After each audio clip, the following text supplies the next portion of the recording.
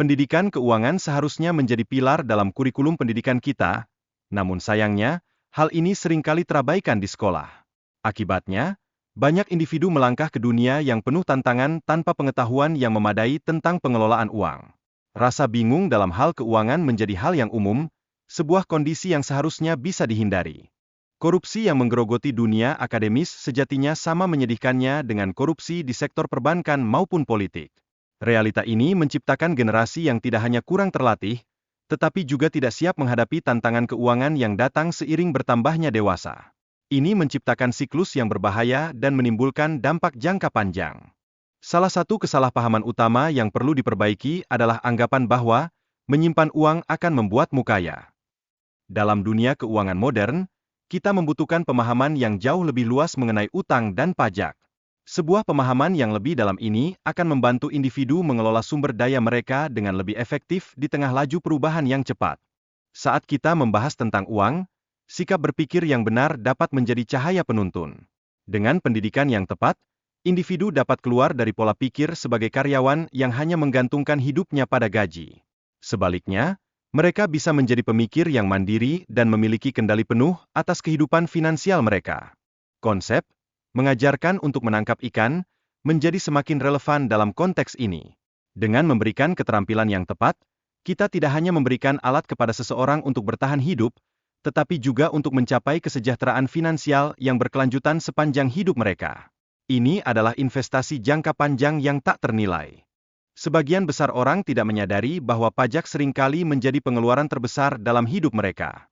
Dengan memahami hal ini, mereka dapat merencanakan keuangan mereka dengan lebih bijak, memanfaatkan strategi yang bisa membantu mengurangi beban pajak yang mereka tanggung. Pengetahuan ini adalah kunci untuk meraih kendali finansial. Dalam dunia pendapatan, kita harus mengenali 3 jenis kategori: pendapatan yang diperoleh, pendapatan portofolio, dan yang paling menarik, pendapatan pasif.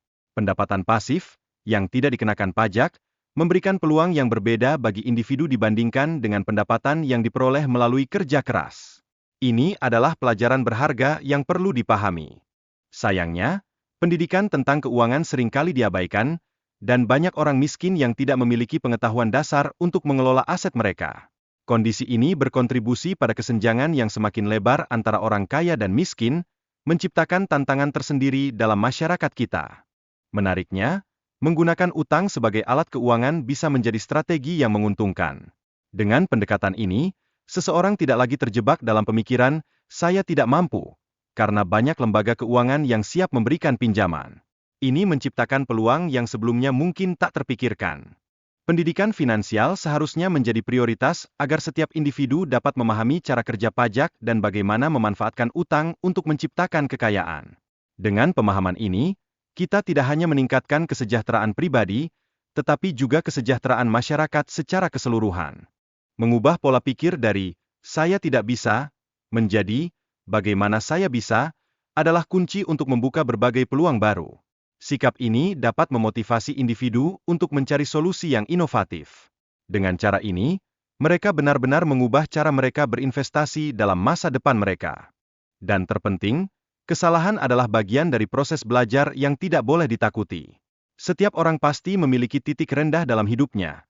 Namun yang terpenting adalah bagaimana mereka bangkit dan mengambil pelajaran dari pengalaman tersebut. Ini menjadikan mereka lebih kuat dan lebih siap menghadapi tantangan yang akan datang.